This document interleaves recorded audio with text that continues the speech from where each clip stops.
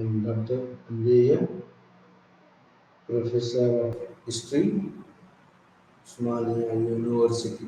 Center from Hyderabad, IGNOU Regional Center.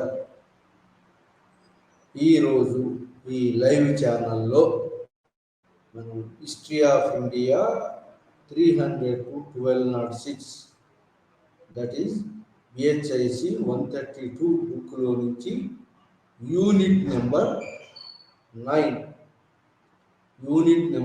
9 అదేంటంటే emergence of Rajputs part 2 part 1 emergence of Rajputs completed yesterday. ఈరోజు emergence of Rajputs part 2 భాగాన్ని unit number 9 emergence of Rajputs part 2ను మనం ఈరోజు live ఛానల్లో మనం డిస్కస్ చేయబోతున్నాం. ఎమర్జెన్స్ ఆఫ్ రాజపుత్స్ ఎక్కడ ఎమర్జ్ అయిండ్రు అంటే ఇక్కడ ఏది రాజస్థాన్లో, ముఖ్యంగా గుజరాత్లో, మరి మధ్యప్రదేశ్లో రాజపుత్రుల పరిపాలన మనం చూస్తాం. రాజపుత్రులు అంటే రాజుకు సన్స్ ఆఫ్ ది రాజాస్ రాజపుత్రులు అంటారు. వీళ్ళు ఎక్కడి నుంచి ఎమర్జ్ అయ్యిండ్రు అంటే వీళ్ళు ట్రైబల్ మెడర్స్ మెడర్స్ తెగల నుంచి, పూనాస్ తెగల నుంచి, పూనా ఇన్వేషన్ అండ్ గుప్తా ఎంపైర్, పూనాస్ నుంచి ఈ tribal people settled and acquired land holdings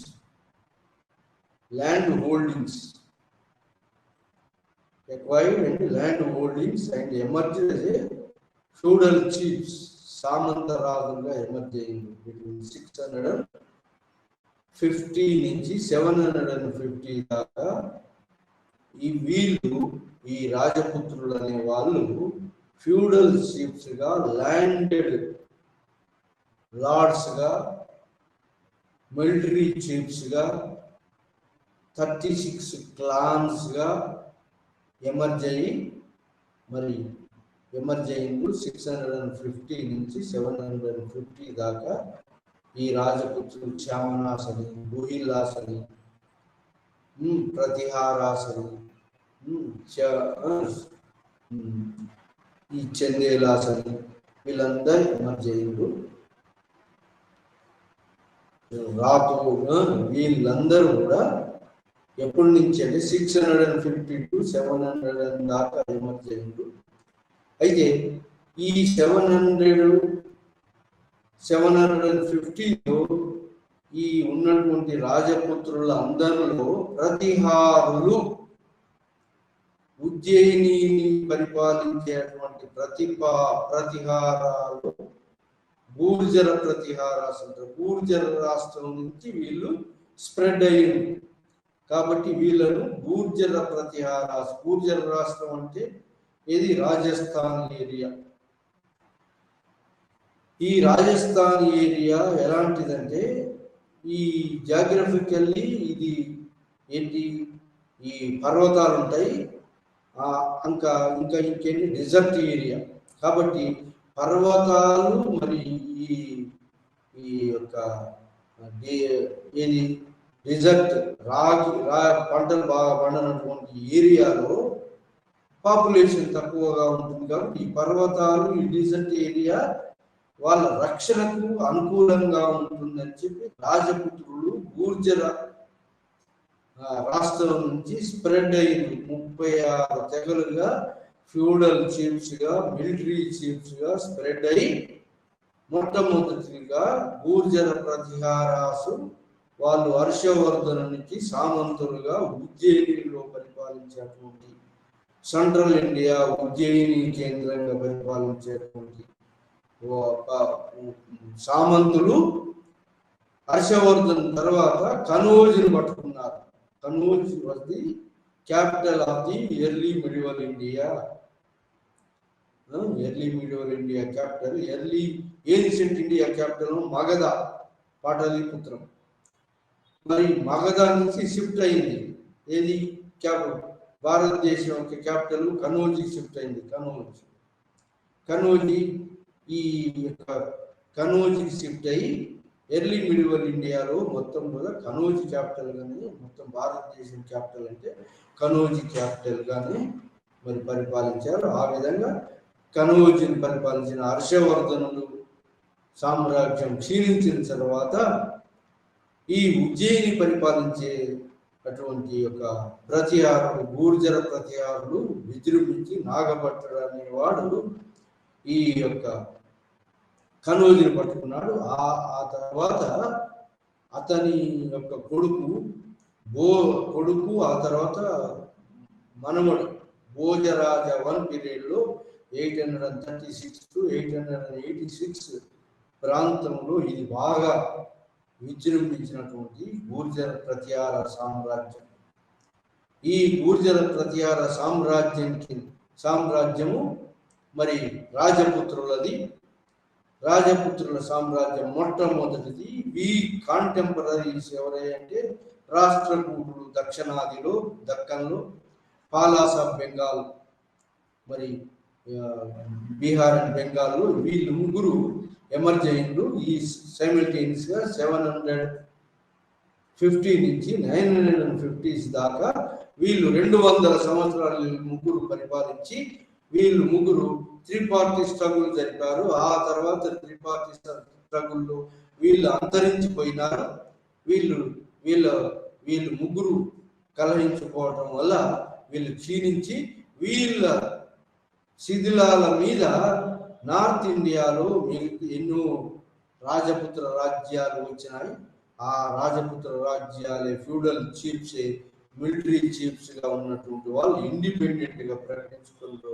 around 950s లో మరి ఇండిపెండెంట్ ప్రకటించుకున్నారు. అందులో ఇండిపెండెంట్ గా ప్రకటించుకున్నటువంటి వాళ్ళు గహద్వాలాస్ అనే వాళ్ళు కనోజీని పట్టుకున్నారు. చామనాస్ అనే వాళ్ళు చామనాస్ అనే వాళ్ళు ఆజ్మీర్ను పట్టుకున్నారు. అండ్ ఢిల్లీ ఇంద్రప్రస్థ ఢిల్లీని పట్టుకున్నారు చౌహాన్స్. పృథ్వీరాజ్ చౌహాన్ దాంట్లో గొప్పవాడు. అట్లనే మరి ఈ యొక్క రాజస్థాన్ ఏరియా ఉన్నటువంటి ఈ చందేలాస్, బుందేల్ఖండ్ ఏరియా పరిపాలించారు. అట్లనే సోమరాస్ ఆజ్మీర్, చౌహాన్స్ ఢిల్లీని, అట్లనే మరి ఈ యొక్క గుజరాత్ పరిపాలించినటువంటి వాళ్ళు చాళుక్యాస్ సోమనాథ టెంపుల్ కట్టించారు గుజరాత్. అట్లనే మరి వీళ్ళు కాకుండా ఇంకా ఎవరంటే ఈ రాజస్థాన్ ఈ పరామరాస్ ఉజ్జయిని నుంచి పరిపాలించారు. Central India Ujjaini, Malwa region, Ujjaini capital గా పరామరాస్ గోపవాల్. అదేవిధంగా గుహిల్లాస్ ఇక్కడ mount Abu Dilwara temple area నుంచి గుహిల్లాస్ పరిపాలించారు వాళ్ళు. గుహిల్లాస్ చిత్తూరు ఏరియాని పరిపాలించారు. అట్లనే వేగేలాస్ ఏ ఏరియాని పరిపాలించారంటే ఈ mount Abu area, Vaghelas Vatsaraja, Ajay Raja, so వాళ్ళు ఈ మౌంట్ అబు దిల్వారా టెంపుల్ కట్టించారు. Vaghela king ministers so Dilwara temple కట్టించారు. వేగేలా కింగ్ యొక్క మంత్రులు వేగేలాస్ మౌంట్ అబు ఏరియాలో దిల్వారా టెంపుల్ కట్టించారు. అట్లనే కాలాచూరీస్ మధ్యప్రదేశ్లో త్రిపురి నుంచి పరిపాలించారు. అట్లనే కచపకాస్ కూడా మరి రాజస్థాన్లో మరి ఈ యొక్క అంబర్ అనే బికనేర్ అనే ప్లేస్లో నుంచి పరిపాలించారు. ఇది ఎర్లీ పార్ట్ 1 ఆఫ్ ది రాజపుత్స్. ఆ తర్వాత పార్ట్ 2 రాజపుత్స్ ఏంటంటే ఈ వీళ్ళు 750s నుంచి ఈ 200 సంవత్సరంలో గుర్జర ప్రతిహార రాజ్యం. ఆ తర్వాత వచ్చినటువంటిది మరి వాళ్ళ సామంత రాజులు రాజపుత్రుల రాజవంశాలు 36 క్లాన్స్లలో పెద్ద పెద్ద క్లాన్స్ గురించి మనం డిస్కస్ చేసినాం. వాళ్ళలో Gahadavalas of the Kannauj, Chahamanas of the Ajmer, Ajay Raja establish Ajmer అని పెట్టారు. ఆజ్మీర్ తోమరాస్ అంటారు వీళ్ళని. అట్లనే చామనాస్ని చౌహాన్స్ అంటారు, ఢిల్లీ నుంచి పరిపాలించారు. పృథ్వీరాజ్ చౌహాన్ గొప్పవాడు. అట్లనే బారామరాస్ ఆఫ్ ఉజ్జయిని సెంట్రల్ ఇండియా. తర్వాత ఈ యొక్క చాళుక్యాస్ ఆఫ్ గుజరాత్ అనిల్ వార నుంచి పరిపాలించారు. అదేవిధంగా గుహిల్లాస్ చిత్తూరు, మరి అదేవిధంగా వేగలాస్ మౌంట్ అబు దిల్వారా, మరి కాలాచూరి త్రిపూరి నుంచి పరిపాలించారు. ఈ కచపకాస్ ఈ అంబర్ నుంచి పరిపాలించారు. వీళ్ళు కాకుండా మరి లేటర్ రాజపుత్స్ వంశాలు ఉన్నాయి. ఈ వీళ్ళు ఫిడటరీస్ ఆఫ్ ది గుర్జర్ ప్రతిహార సామ్రాజ్యం క్షీణించిన తర్వాత 950 10th సెంచరీలో వచ్చి అప్ టు 1200 దాకా పరిపాలించినటువంటి వాళ్ళల్లో వీళ్ళు సామంతులు, ఇది గుర్జర్ ప్రతిహార సామంతులు మొత్తం డిజింటిగ్రేట్ అయ్యి రాజపుత్ర రాజవంశాలు ఇవన్నీ చెల్లాచెదరుగా వచ్చి ఇండిపెండెంట్ ప్రకటించుకున్నారు. వాటిని లేటర్ రాజపుత్స్ అనే వాళ్ళు వచ్చారు. వాళ్ళు ముఖ్యంగా లేటర్ రాజపుత్స్ ఏంటంటే ఈ యొక్క గజనీ మహమ్మద్, గోరి మహమ్మద్ చేత ఓడింపబడినటువంటి రాజపుత్రులు ఏం చేసినారంటే రాజస్థాన్ ఏరియాను చూస్ చేసుకున్నారు. ముస్లింల చేత ఓడింపబడినటువంటి ఈ ఫిడటరీ చీఫ్స్, ఇండిపెండెంట్ రాజపుత్రులు ఎవరైతే ఉన్నారో వాళ్ళందరూ కూడా రాజస్థాన్ ఏరియాను చూస్ చేసుకున్నారు. ఎందుకంటే రాజస్థాన్ ఏరియాలో మరి ఏంటి పర్వతాలు ఉంటాయి, మరి అది డెజర్ట్ ఏరియా కాబట్టి మరి వేరే వాళ్ళకు అనుకూలంగా ఉన్నటువంటి బయట వాళ్ళకు అనుకూలంగా లేనటువంటి ప్రదేశం కాబట్టి ఈ రాజపుత్రుల మరి గుర్జర ప్రతిహార సామంతులు ఎవరైతే చెల్లా చెదురుగా ఇండిపెండెంట్ రాజపుత్ర రాజ్యాలుగా ఎమర్జ్ అయినటువంటి రాజపుత్రులు అందరూ కూడా ఎక్కువ మంది ఈ రాజస్థాన్ ఏరియాను జాగ్రఫికల్ గా మంచిగా ఇది ఈ సూట్ అవుతుందని చెప్పి రాజస్థాన్ ఏరియాను చూస్ చేసుకున్నారు. ఆ విధంగా రాజస్థాన్ ఏరియాలో western Rajasthan, north eastern Rajasthan లో ఇంకో కొన్ని రాజవంశాలు లేటర్ రాజవంశాలు వచ్చినాయి. అది మనం ఈ రోజు పార్ట్ 2లో చదవాల్సినటువంటి యొక్క మరి పార్ట్ 2లో లేటర్ రాజపుత్స్ ఎవరయ్యా అంటే రాజస్థాన్ ఏరియా పర్వతాలు ఉంటాయి, మరి యొక్క ఏది సరస్సులు ఉంటాయి, అక్కడక్కడ మరి డిసెంట్ ఉంటుంది కాబట్టి ఆ ఏరియా జాగ్రఫికల్ గా మరి మిలిటరీ రైడ్స్ కు మరి ప్లెయిన్ ఏరియా నుంచి వచ్చే వాళ్ళ నుంచి తప్పించుకోవడానికి వీలుగా ఉంటుంది. ఈ స్వతంత్రంగా బ్రతకవచ్చు, ఇండిపెండెంట్ గా ఉండవచ్చు అని చెప్పి కొన్ని రాజపుత్రుల రాజవంశాలు క్లాన్స్ ఈ ఏరియాను చూస్ చేసుకుని వాటిలో ముఖ్యమైనటువంటిది ఏంటి అంటే రణతంబోర్ క్లాన్ ఎక్కడ వీళ్ళు చూస్ చేసుకున్నారంటే రణతంబోర్ క్లాన్ వెస్టర్న్ రాజస్థాన్ ఏరియాను చూస్ చేసుకున్నటువంటి వాళ్ళు ఏది ఈ రణతంబోర్ క్లాన్ వెస్టర్న్ రాజస్థాన్ చూస్ చేసుకుంది. ఈ వెస్టర్న్ రాజస్థాన్ లో ఉన్నటువంటి పర్వతాలను మరి ఈ యొక్క డిజర్ట్ ఏరియాను యూజ్ చేసుకొని రణతంబోర్ అనేటువంటి యొక్క క్లాన్ రాజవంశం వెస్టర్న్ రాజస్థాన్ కేంద్రంగా బలీయమైన మరి రాజ్యంగా అవతరించింది వెస్టర్న్ రాజస్థాన్ ఏరియా. మరి అదే విధంగా నార్త్ ఈస్టర్న్ రాజస్థాన్ ఏరియాలో మరి వచ్చినటువంటి రాజపుత్ర రాజ్యాలు ఏంటి ఈ బాటియాస్ అనే వాళ్ళు ఎక్కడ అంటే ఈ జైసల్మేర్ నార్త్ ఈస్టర్న్ రాజస్థాన్ ఏరియాలో జైసల్మేర్ ఏరియాలో వాళ్ళు ఇండిపెండెంట్ స్వతంత్ర రాజపుత్రులుగా వాళ్ళు ఎస్టాబ్లిష్ చేసుకున్నారు. సో ఆ తర్వాత ఇంకా ఎవరంటే దేవరో చవాన్స్ సిరో అనేటువంటి నార్త్ ఈస్టర్న్ ఏరియాలో వాళ్ళు ఏర్పాటు చేసుకున్నారు. వాళ్ళు కాకుండా ఇంకా ఎవరంటే కచపకాస్ అనే వాళ్ళు ఎక్కడ అంటే వాళ్ళు ఈ అంబర్ రాజస్థాన్, ఈస్టర్న్ రాజస్థాన్ లో అంబర్, మరి జైపూర్ ఏరియాలో, అంబర్ ఏరియాలో మినార్ రాజవంశాన్ని త్రోసేసి వీళ్ళు వచ్చారు.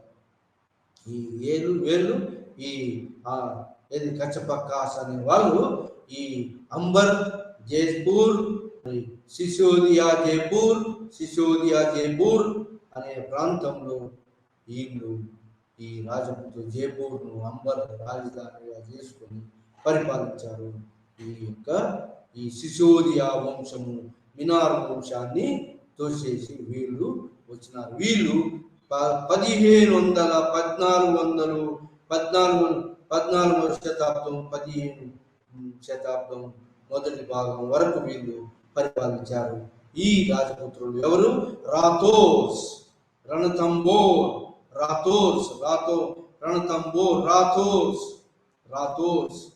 Western India, Bhatias north eastern India, ఆ తర్వాత దోరా చౌహాన్స్ మరి నార్త్ ఈస్టర్న్ ఇండియా,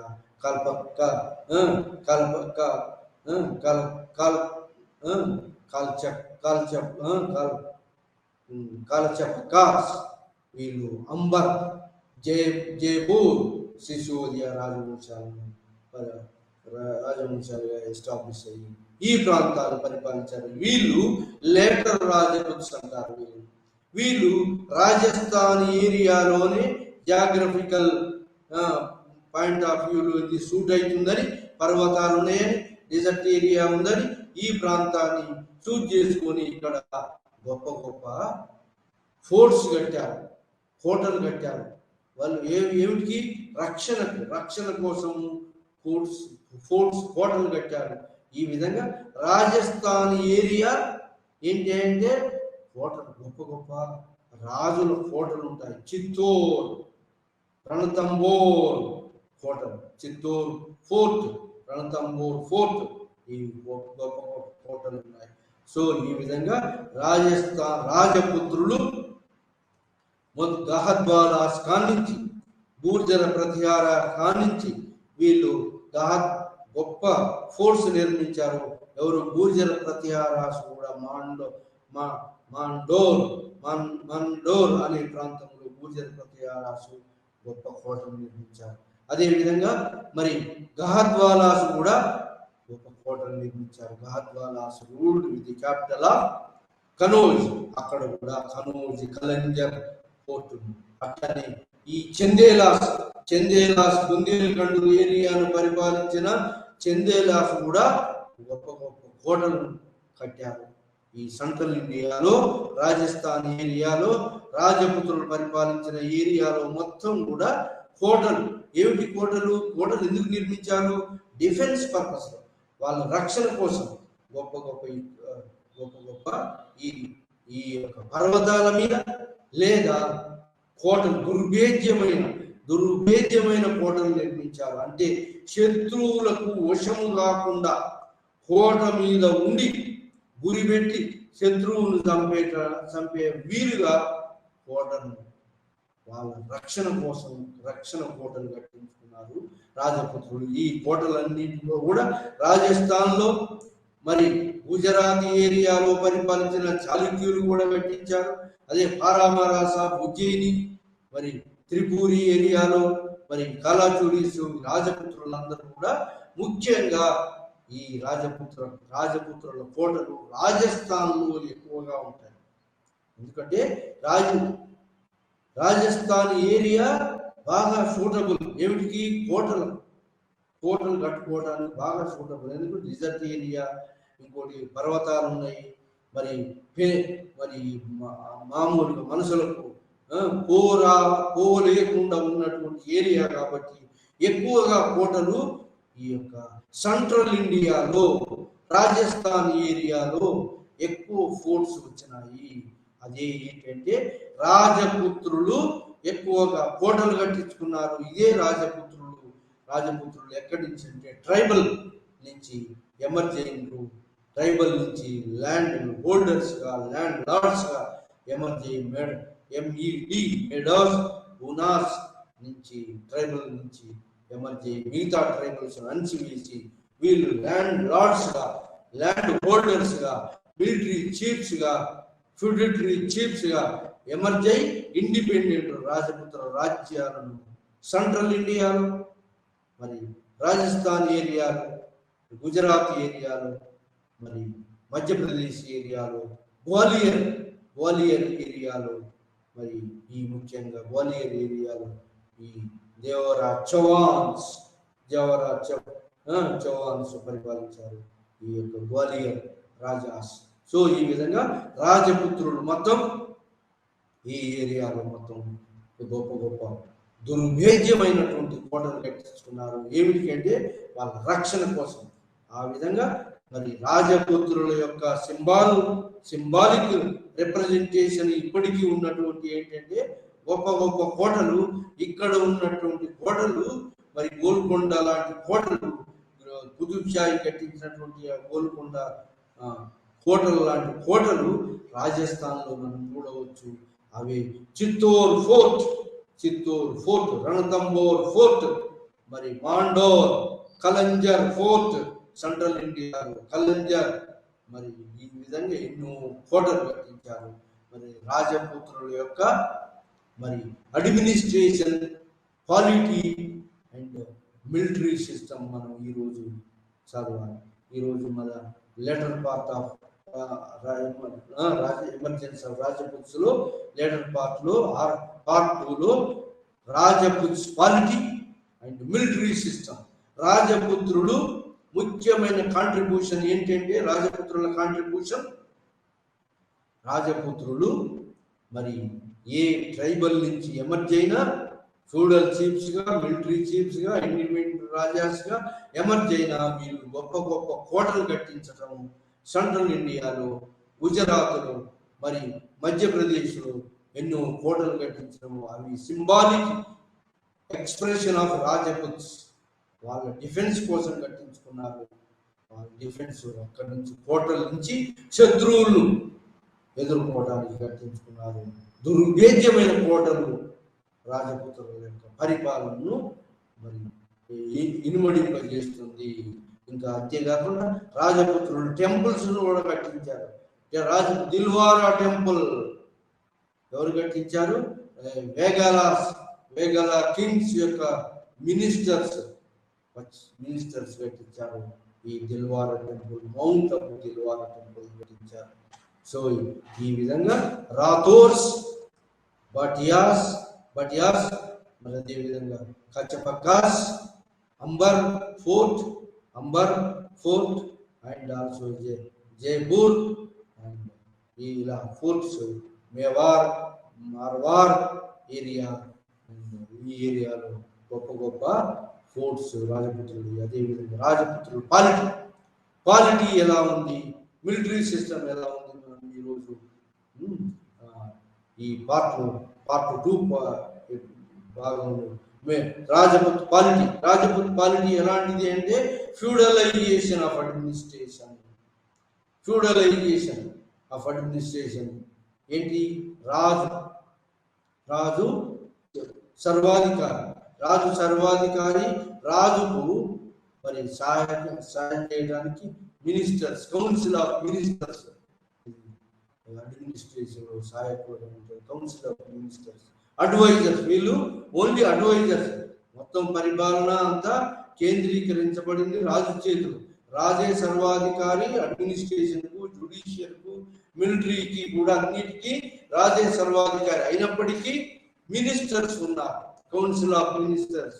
వాళ్ళు అడ్వైజర్స్ గా మరి వివిధ డిపార్ట్మెంట్స్ ను క్యారీ చేస్తూ వాళ్ళు రాజుకు సహాయకంగా ఉంటుంది. వాళ్ళలోనే సేనాపతి, మరి సంధి విగ్రహ, for minister of war and peace, సంధి విగ్రహ వార్ అండ్ పీస్, సంధి విగ్రహ సేనాధిపతి. మరి అట్లని మిగతా పుస్తక పటాలిక అంటే స్క్రైబింగ్ అన్నిటినీ, మరి రాజు యొక్క ఆర్డర్స్ తయారు చేసేటువంటి మినిస్ట్రీ, ఇలా వివిధ మినిస్ట్రీ ఉంది. వీళ్ళందరికీ కూడా ఏంటి, ఫ్యూడలైజేషన్, మరి శాలరీస్ క్యాష్ పేమెంట్ కాకుండా ల్యాండ్ గ్రాంట్స్ ఇచ్చారు. కాబట్టి వీళ్ళు కూడా ల్యాండ్ హోల్డర్స్, ల్యాండ్ లార్డ్స్ గా ఎమర్జ్ అయింది. ఆ విధంగా ఫ్యూడల్ అడ్మినిస్ట్రేషన్, హెరిడిటరీ రాజవంశాల వాళ్ళని ఈ ఉన్నత స్థానంలో పెట్టబడ్డారు, అపాయింట్ చేయబడ్డారు. వాళ్ళు హెరిడిటరీ వారసత్వంగా వచ్చినటువంటి వాళ్ళు పరిపాలన. మరి మొత్తం రాజస్థాన్ ఏరియాలో ఉన్నటువంటి యొక్క ఈ అడ్మినిస్ట్రేషన్, యూనిఫామిటీ అడ్మినిస్ట్రేషన్ లేకుండా మొత్తం అడ్మినిస్ట్రేటివ్ డివిజన్స్ ఏంటంటే, హైయెస్ట్ డివిజన్ భుక్తి, నెక్స్ట్ డివిజన్ విషయ, భుక్తి ఉపారిక, నెక్స్ట్ డివిజన్ విషయ అంటే విషయాధిపతి. ఆ విధంగా విషయ. ఆ తర్వాత స్మాలెస్ట్ యూనిట్ ఆఫ్ అడ్మినిస్ట్రేషన్ ఏంటంటే విలేజ్ లో ఎవరయ్యా అంటే విలేజ్ హెడ్ కు సహాయపడడానికి పంచకులాస్ అంటే 5 members of the clan, village elders. Panchakulas అంటే 5 మెంబర్స్ ఆఫ్ పంచాయత్ లాగా, పంచాయత్ 5 మెంబర్స్, వాళ్ళని మహాజనాస్, మహాత్తరాస్ అని కూడా అంటారు. మహాజనాస్, విలేజ్ ఎల్డర్స్ వాళ్ళు అన్ని పరిపాలనలో భాగస్వాములుగా ఉంటారు. హెడ్ విలేజ్ హెడ్ సహాయకారిగా ఉంటారు. అది గ్రామ పంచాయతీ లాగా మరి పరిపాలనను లోయెస్ట్ లెవెల్లో పరిపాలన చూసుకుంటుంది. రాజుకు కానీ ఫ్యూడల్ చీఫ్స్ కానీ ఇండిపెండెంట్ ల్యాండ్స్ ఉంటాయి, కానీ వాళ్ళు లిమిటెడ్ అధికారం ఉంటుంది.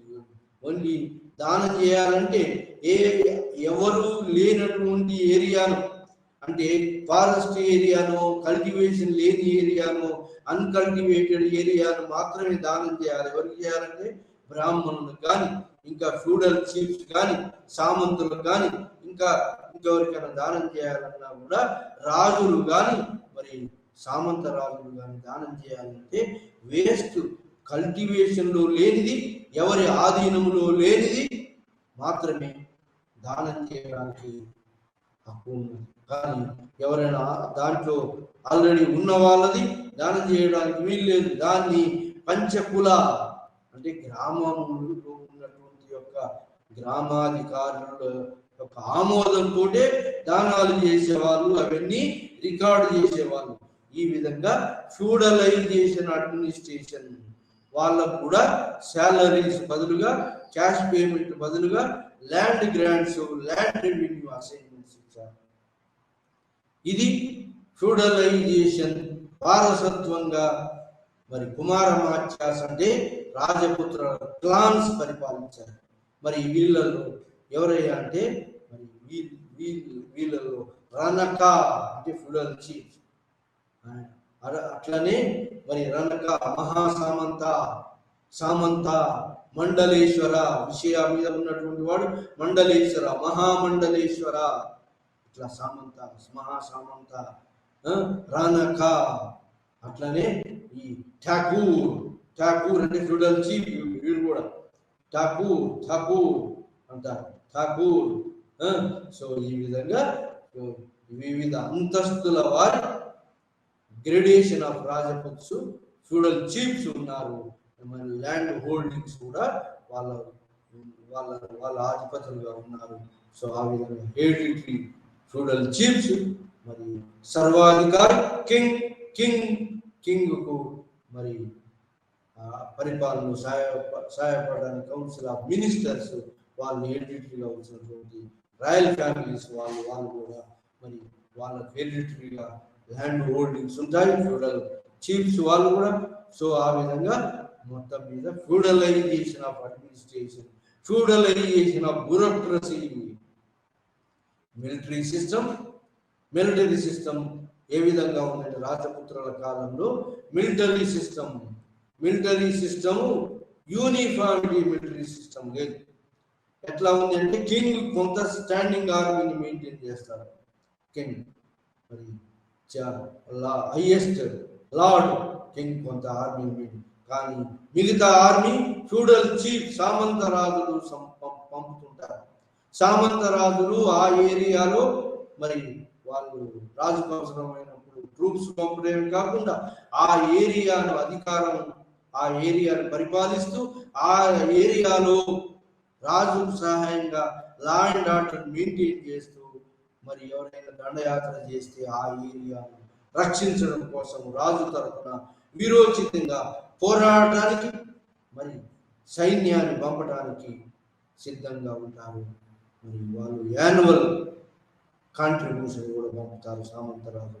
ఈ విధంగా సామంత సిస్టమ్ మరి ఫ్యూడలైజేషన్ ఆఫ్ అడ్మినిస్ట్రేషన్, హెరిడిటరీ వారసత్వంగా వచ్చినటువంటి చీఫ్స్, ఎప్పుడైనా కింగ్ బలహీనుడైతే మరి ఫ్యూడల్ చీఫ్స్ ఇండిపెండెంట్ ప్రకటించుకుంటారు, స్వతంత్రాన్ని ప్రకటించుకుంటారు, స్వతంత్రంగా రూల్ చేసుకుంటారు. ఈ విధంగా మరి రాజపుత్రుల యొక్క ఫ్యూడలైజేషన్ అడ్మినిస్ట్రేషన్.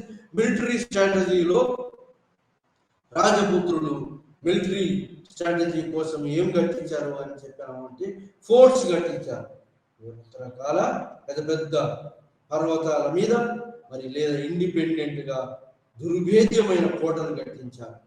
దుర్భేద్యమైన కోటలు ఫోర్ట్ రాజస్థాన్ ఏరియాలో, వెస్ట్రన్ రాజస్థాన్, సెంట్రల్ ఇండియా, మరి మొత్తం రాజస్థాన్ ఏరియా సింబాలిక్ ఏంటంటే దుర్భేద్యమైన కోటలు. రాజపుత్రులు హిందూయిజాన్ని పోషించారు కాబట్టి రాజపుత్రులు ముఖ్యంగా హిందూ టెంపుల్స్, పెద్ద పెద్ద టెంపుల్స్ కట్టించారు. Nagara style of temples emerged జరిగింది రాజపుత్రుల పీరియడ్ లో. Nagara style of north Indian Shaivite Vaishnavite temples, మరి ఈ ఎన్నో టెంపుల్స్ రాజపుత్రులు కట్టించినటువంటి టెంపుల్స్. ఈ విధంగా ఫోర్ట్స్, టెంపుల్స్ మరి వాళ్ళ యొక్క కాంట్రిబ్యూషన్. ఇంకా అది కాకుండా రాజపుత్రులు మిలిటరీలో రాజపుత్రుల్లో పరస్పరం వాళ్ళ మధ్యలోనే ఫ్యూడల్ చీఫ్స్ మధ్యలోనే కంటిన్యూస్ స్ట్రగుల్ ఉండేది. ఈ రాజపుత్రుల మధ్యలో ఐక్యత లేకుండా పరస్పరం వాళ్ళ మధ్యలోనే కొట్లాడటం జరుగుతుండేది ఇది సుప్రమసీ కోసం. ఆ విధంగా రాజపుత్రులు తమలో తాము కలహించుకోవటం, తమలో తాము యుద్ధం చేయటం వల్ల ముస్లింలకు మరి ఈ భారతదేశాన్ని దాసోహం చేయడానికి తోడ్పడింది ఆ రాజపుత్రులు మిలిటరీ వీక్నెస్ కూడా.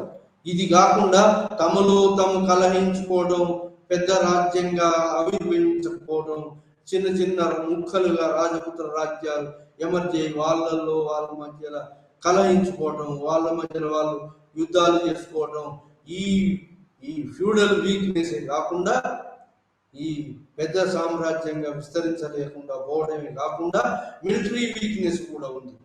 రాజపుత్రులు ఎంతసేపు ఈ యొక్క మిలిటరీ టెక్నిక్స్ ను అభివృద్ధి చేయలేదు. గొప్ప కోటలు కట్టారు, ఫోర్ట్స్ కట్టారు, కానీ ముస్లింలలో వచ్చినటువంటి యొక్క మార్పులు, ముస్లింలు కోటలు ఏ విధంగా క్యాప్చర్ చేయాలి అనేటువంటి యొక్క యంత్రాలు కనుగొన్నారు. కోటలను దుర్భేద్యమైన కోటలను కూడా కూల్చేటువంటి యొక్క పని యంత్రాలను కనుగొన్నారు ఎవరు? ముస్లింలు. ఇంకా మిలిటరీ టెక్నిక్ లో ఆర్చరీ, హార్స్ పవర్ వాళ్ళ దగ్గర ఉంది. అంటే క్యావెలరీ పవర్, హార్స్ పవర్ తోటి ఆర్చరీ అంటే ధనుర్విద్య, బాణాలు వేస్తూ, గుర్రం మీద పరిగెత్తు బాణాలు వేస్తూ ఆర్చరీ విద్యలో వీళ్ళు నేర్పరు ఎవరు? ముస్లింలు. కాబట్టి మరి శత్రువులను ఈజీగా మరి ఓడించగలిగారు. ఆర్చరీ విద్యలో నిపుణులైనటువంటి వాళ్ళు ముస్లింలు. అదేవిధంగా ముస్లింలు దాంట్లోనే కాకుండా దుర్భేద్యమైన కోటలను పడగొట్టడంలో కూడా పెద్ద పెద్ద రాళ్ళు విసిరే యంత్రాలను కూడా శత్రు సైన్యాన్ని మరి కంపింపజేసి శత్రుపై భయకంపితంగా చేసేటువంటి ఒడిశాలతోటి రాళ్ళు విసిరేటువంటి యంత్రాలను కూడా మరి కోటలను కూల్చే యంత్రాలను మరి ఒడిశాలతోటి రాళ్ళు రువ్వే యంత్రాలను కూడా వాళ్ళు మరి ఎవరి నుంచి అంటే ముస్లింలు అయినటువంటి అరబ్బులు టర్కులు ఉపయోగించారు. మరి అలాంటి నేర్పరితనం మిలిటరీ టెక్నిక్స్ రాజపుత్రులు డెవలప్ చేయలేదు. అరబ్బులు టర్కులు యూజ్ చేశారు. వాళ్ళు కూడా ఎక్కడి నుంచి నేర్చుకున్నారంటే గ్రీకుల నుంచి రోమన్ల నుంచి నేర్చుకున్నారు. ఎవరు? ముస్లింలు. అరబ్బులు టర్కులు గ్రీకుల నుంచి రోమన్ల నుంచి నేర్చుకున్నారు. ఏది? ఒడిశాలతోటి యంత్రాలతోటి రాళ్ళను పెద్ద పెద్ద రాళ్ళను విసిరేయటం, శత్రు సైన్యాన్ని భయకంపితం చేయటం, దాన్ని ఏమంటారంటే విసిరే యంత్రం, విసిరే యంత్రం, రువ్వే యంత్రం. మరి కోటలు కూల్చే యంత్రాలు, మరి బాణాలు వేసే ధనుర్విద్యలో నేర్పరు. ఈ మూడిట్లో వాళ్ళు ఎవరు? ముస్లింలు. మరి హిందూ రాజపుత్రుల కన్నా మించిపోయినారు. ఈ కొన్ని టెక్నిక్స్ ఈ ముస్లింలు ఎక్కడి నుంచి, అరబ్బులు కానీ టర్కులు కానీ ఎక్కడి నుంచి నేర్చుకున్నారంటే రోమన్ల నుంచి, గ్రీక్స్ నుంచి నేర్చుకున్నారు. ఏది? కోట గోడలను మరి పడగొట్టడం, యంత్రాల ద్వారా రాళ్ళు రువ్వటం, దాన్ని రాళ్ళు రువ్వి శత్రు సైన్యాన్ని భయకంపితం చేయటం, పెద్ద పెద్ద రాళ్ళు రువ్వటం. సో ఆ విధంగా మరి విలువిద్య, మరి బాణాలు వేయటం, మరి హార్స్ పవర్ అలో ఆధిక్యతగా ఉండటం ముస్లింలు గెలవడానికి దోహదపడింది. మరి ఈ హిందూ రాజపుత్రులు ముక్కలుగా చీలి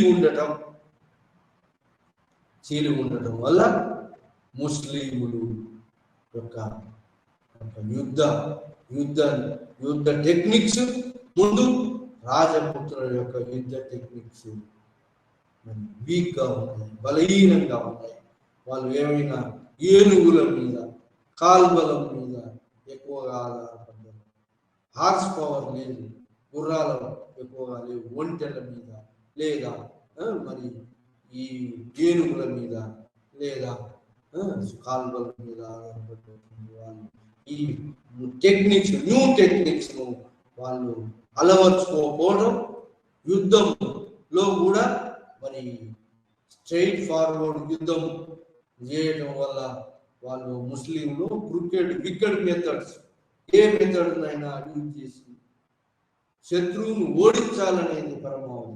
ఇంకా అదే కాకుండా వాళ్ళు జిహాద్, హోలీ వార్, పవిత్ర యుద్ధం అని ప్రకటించుకున్నారు ముస్లింలు. ఆ విధంగా పవిత్ర యుద్ధంలో మరి హిందువుల మీద గెలిచిన తర్వాత అందులో వచ్చినటువంటి కొంత జనాన్ని వాళ్ళ సైనికులకు కూడా పంచిపెట్టడం ముస్లింలలో. మరి అలాంటిది హిందువులలో ఈ సైనికులకు వచ్చిన జనం నుంచి కొంత వాటాను పంచిపెట్టేది లేదు. సో ఆ విధంగా పవిత్ర యుద్ధం అనేది కూడా ఇన్సైట్ చేసి మరి హోలీ వార్గా ముస్లింలు చేసినట్టుగా అట్లాంటి యొక్క ఇన్స్పిరేషన్ రాజపుత్రులు విరోచితంగా ఎవరికి వారు ఇండిపెండెంట్గా మరి వాళ్ళు యుద్ధ నైపుణ్యాన్ని ప్రదర్శించేది కానీ యునైటెడ్గా ప్రదర్శించినట్టయితే అందరూ కలిపి యునైటెడ్గా రాజపుత్రులందరూ యూనిటీగా మరి వాళ్ళ యొక్క విద్యను, వాళ్ళ యొక్క సైన్యాన్ని సమాయత్తం చేసి ఈ ముస్లింల దండయాత్ర కనుక ఎదుర్కొన్నట్టయితే ముస్లింలు భారతదేశానికి రాకుండా రాజపుత్రులు అరికట్టగలిగేవాళ్ళు. కానీ అలా కాకుండా ఏం చేశారు? రాజపుత్రుల మధ్యలోనే కొట్లాట, వాళ్ళ మధ్యలోనే వాళ్ళ కొట్లాట, ఎప్పుడు ఒకరి మీద ఒకరు దాడి చేసుకోవటం. ఆ విధంగా ఒకరి మధ్యలో ఒకరు ఎనిమిది శత్రుత్వం. అదే విధంగా జయచంద్రుడు కూడా రాదండి. ఏది? గహద్వాల రాజ్యాన్ని ఏలినటువంటి గహద్వాల రాజు, ఏది ఈ కనూజిని ఏలినటువంటిగా గాద్వాల రాజు జయచంద్రుడు మహమ్మద్ గోరిని ఇన్వైట్ చేశాడు. దేనికి? పురుషోత్తముని మీద, పృథ్వీరాజ్ చౌహాన్ మీద, పృథ్వీరాజ్ చౌహాన్ మీద యుద్ధం చేయమని. ఎందుకంటే పృథ్వీరాజ్ చౌహాన్ కు గాద్వాల రాజుకు మరి శత్రుత్వం ఏర్పడింది. ఎందుకంటే గాద్వాల రాజు మరి జయచంద్రుని కూతురు ఎత్తుకుపోయి ఇది గంధర్వ వివాహం అంటే ఎత్తుకుపోయి వివాహం చేసుకున్నాడు. దాన్ని ఏమంటారంటే ఈ యొక్క రాక్షస వివాహం, రాక్షసులాగా ఎత్తుకుపోయి వివాహం చేసుకున్నాడు. అంటే సమర్థుడు చేసుకున్నా కూడా ఎత్తుకుపోయి వివాహం చేసుకున్నాడు. తండ్రి యొక్క అసమ్మతుడి, మామ యొక్క అసమ్మతుడి. కాబట్టి వాళ్ళిద్దరి మధ్య శత్రుత్వం పెరిగి మరి మహమ్మద్ గోరీని ఇన్వైట్ చేశాడు జయచంద్రుడు. ఎవడు? కనోజు రాజు జయచంద్రుడు. కానీ ఈ ఫస్ట్ తరైన వారిలో, మొదటి తరైన యుద్ధంలో ఏది మహమ్మద్ గోరీ మరి ఓడిపోయాడు. పృథ్వీరాజ్ చౌహాన్ చేతులు ఓడిపోయి మళ్ళీ 6 నెలలకు తిరిగి వచ్చాడు. మళ్ళీ తిరిగి వచ్చి సెకండ్ అట్లా తరైన్లో మరి పృథ్వీరాజ్ చౌహాన్ ఓడించి ఆ ప్రాంతాన్ని పట్టుకున్నాడు. ఆ తర్వాత గాద్వాల కేంద్రంలో జయచంద్రుని మీద కూడా దాడి చేసి జయచంద్రుని కేంద్రంలో పట్టుకున్నాడు. ఆ విధంగా వరుసగా మహమ్మద్ గోరీ సెటిల్ అయినాడు ఇక ఈ ఇండియాలో. సో ఆ విధంగా రాజపుత్రుల మధ్యలో ఉన్న విభేదాలను, అనైక్యతను అతను సొమ్ముగా చేసుకొని గెలుపొందాడు. ఎవరు? మహమ్మద్ గోరీ. అదే రాజపుత్రులు మరి ఈ గజనీ మహమ్మద్ 1001 నుంచి అంటే 1000 నుంచి మరి 1027 మధ్యలో 17 సార్లు 1001 నుంచి 1025 మధ్యలో 17 సార్లు దండయాత్ర చేశాడు. అన్ని రాజపుత్ర రాజ్యాలందరినీ అన్ని క్యాపిటల్స్ ను ప్లండర్డ్, లూటెడ్, దోచుకున్నాడు, ఓడించాడు, దోచుకున్నాడు. కానీ రాజపుత్రులలో వెలుక రాలేదు. వాళ్ళు ఏ లెసన్స్ నేర్చుకోలేదు. వాళ్ళు పరస్పరం దాడి చేసుకోవటం, వాళ్ళు నేనే గొప్పవాడిని, నా వంశమే గొప్పది, నా రాజపుత్ర వంశమే గొప్పది, నాదే ఎక్కువ, నేనే ఎక్కువ సంపాదించాలి ఏది భూభాగాన్ని అని పరస్పరం దాడులలో మునిగిపోయినారు రాజపుత్రులు. ఇంకా మిలిటరీ టెక్నిక్స్ అవతల ఏదైతే డెవలప్ అవుతున్నాయో ఆ టెక్నిక్స్ ఏ మాత్రం నేర్చుకోలేదు. ఆ వార్ టెక్నిక్స్ నేర్చుకోలేదు. వీళ్ళ మధ్యలో అనైక్యత, ఎంత వీరోచితంగా పోరాడినా అనైక్యత ఉండటం వల్ల అన్ని రాజపుత్ర రాజ్యాల సైన్యాలంతా ఒక్క దాటి మీద, ఒక్క మిలిటరీ జనరల్ లేడు. ఇక్కడ చూడండి, ముస్లింల యొక్క దండయాత్ర ఒక ఆర్మీ చీఫ్ డైరెక్షన్ లో వస్తుంది. కానీ రాజపుత్రులది ఎవరికి వాడే యమునా తీరేలాగా మిలిటరీ చీఫ్స్ ఏ ఫ్యూడల్ చీఫ్ కు వాడే చీఫ్ సేనాధిపతి. అంటే ఈ కోఆపరేషన్ ఈ రాజపుత్ర సైన్యాలలో లేదు. ఒకడనే వాడు చీఫ్ లేడు. అందరూ చీఫ్లే, అందరూ రాజులే. సో కాబట్టి భారతదేశానికి ఈ యొక్క రాజపుత్రుల యొక్క అనైక్యత, ల్యాక్ ఆఫ్ మిలిటరీ టెక్నిక్స్, ఈ రెండింటి వల్ల రాజపుత్రులు పరస్పరం వాళ్ళ మధ్యలో కలహాల వల్ల బయటి వాళ్లకు చోటిచ్చి బయటి ముస్లింలకు దండయాత్రలకు అనువుగా మార్చారు భారతదేశాన్ని. కాబట్టి ముస్లింలు వాళ్ళ యొక్క superior military techniques, superior military training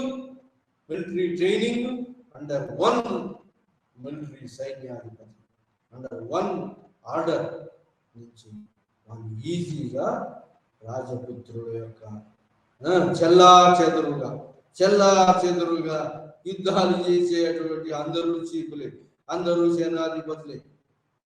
అట్లా అనైక్యత, ఒక్క దగ్గర కేంద్రీకరించబడినటువంటి సెంట్రలైజ్డ్ ఆర్మీ సిస్టమ్ లేకపోవడం, కావలసినటువంటి మిలిటరీ టెక్నిక్స్ లేకపోవడంతో రాజపుత్రులు భారతదేశాన్ని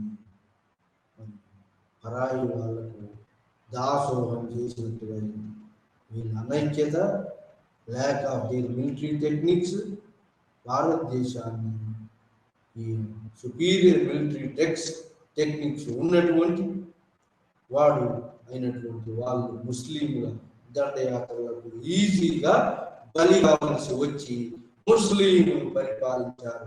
మధ్య యుగంలో ఎర్లీ మిడివల్ ఇండియాలో ఈ రాజపుత్రులు పరిపాలిస్తే, ఆ తర్వాత మిడివల్ ఇండియాలో 1206 నుంచి 1526 దాకా ఢిల్లీ సుల్తానులు పరిపాలించారు. ఆ తర్వాత 1526 నుంచి 1707 అంటే మొత్తం మిడివల్ పీరియడ్ లో దాదాపు మరి ఎన్ని వందల సంవత్సరాలు అంటే 1200 నుంచి 1700, 1200, 1300, 1400, 1500, 1600,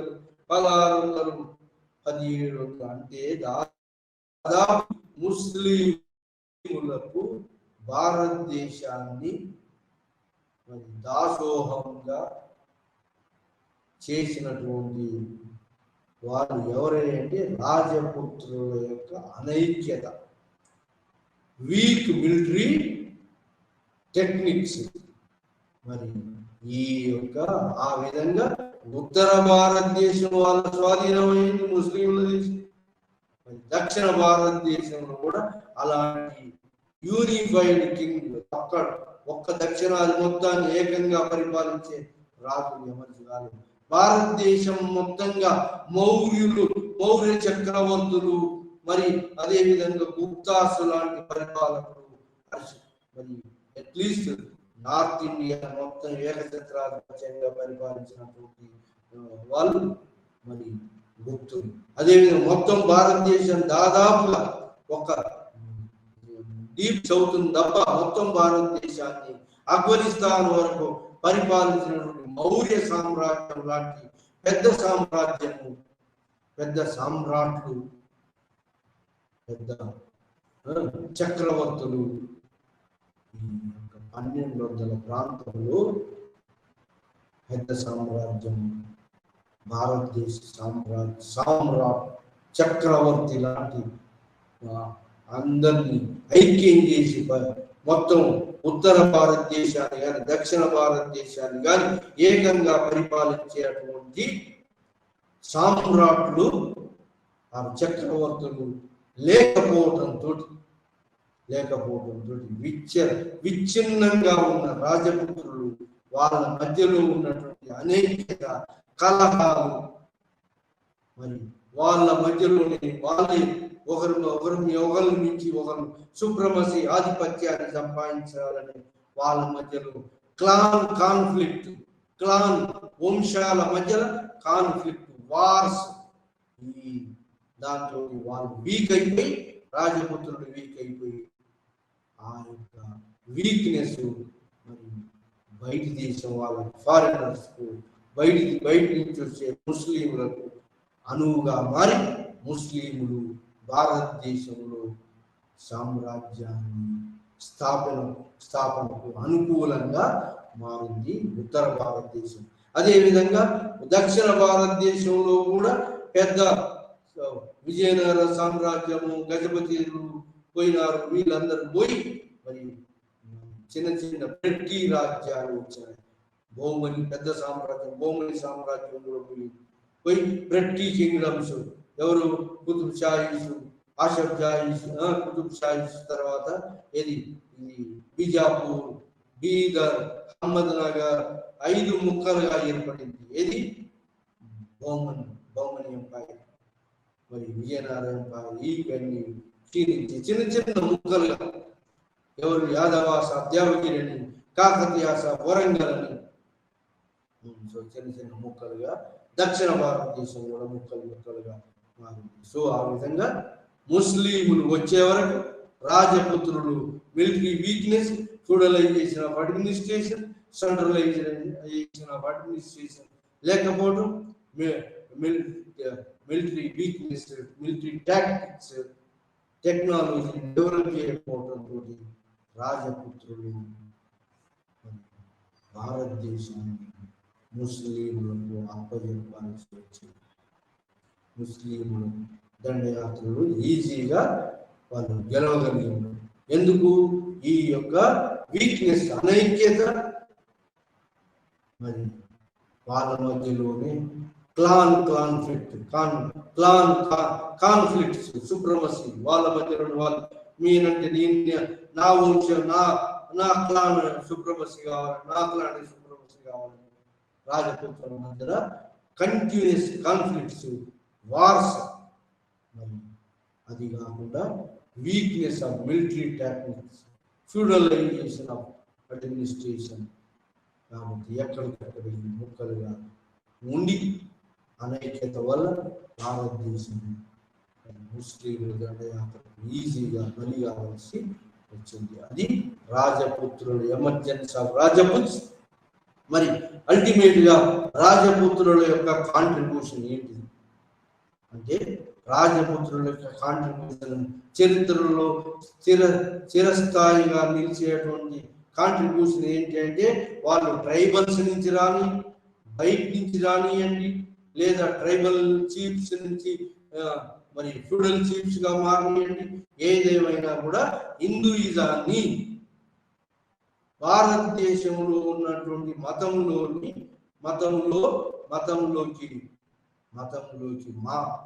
మరి వాళ్ళ మతాన్ని ఆస్వాదించారు, తమ మతాన్ని తమ మతంగా మార్చుకున్నారు. కాబట్టి హిందూ మతం యొక్క టెంపుల్స్,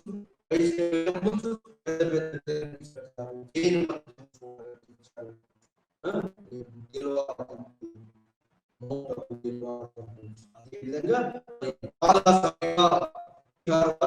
బుద్ధిస్ట్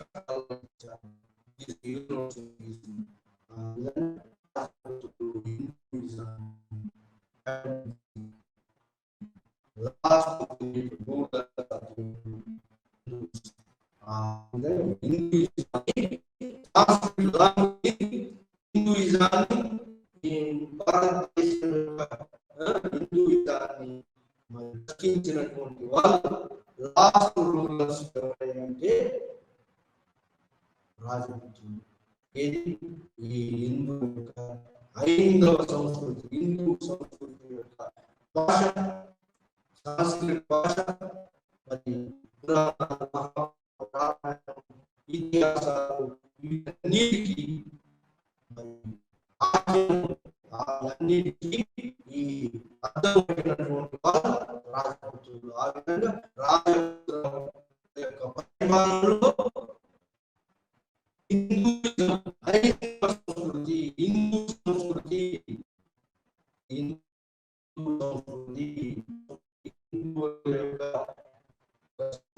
రామాయణ, మహాభారత, మరి రామాయణ మహాభారత టెంపుల్స్, శ్రీరామ టెంపుల్స్, ఈ హోలీ పవిత్ర దేవాలయాలు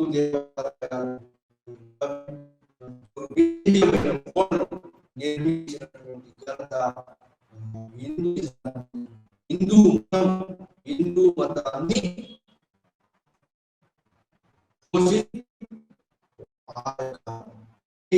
బలంగా ముస్లింలు పరిపాలించినప్పటికీ హిందూ మతాన్ని రక్షించగలిగినటువంటి లాస్ట్ గ్రేట్ రూలర్స్ ఆ రాజపుత్రులు యొక్క ప్యాటర్నైజేషన్ వల్ల, పోషణ వల్ల హిందూ సంస్కృతి అయినటువంటి పండితుల పోషణ, మరి అదే విధంగా టెంపుల్స్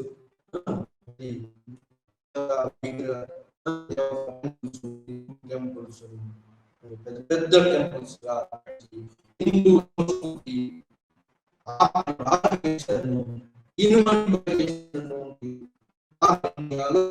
సెంట్రల్ ఇండియాలో, మరి రాజస్థాన్ ఏరియాలో, గుజరాత్ ఏరియాలో, మధ్యప్రదేశ్ ఏరియాలో ఈ యొక్క హైందవ సంస్కృతిని కాపాడగలిగి నిలబడగలిగేటట్టు చేసినటువంటి వాళ్ళు రాజపుత్రులు అనవచ్చు. అది రాజపుత్రులు మరి హిందూ హైందవ సంస్కృతికి, హిందూ మతానికి చేసినటువంటి సేవ. ముస్లింలు ఎంతో మంది మరి ఏది హిందువులను కన్వర్ట్ చేయాలని, ఏది ఇస్లాంను కన్వర్ట్ చేయాలని ఎన్ని ప్రయత్నాలు చేసిన రాజపుత్రులు చేసినటువంటి యొక్క డీప్ రూటెడ్, బాగా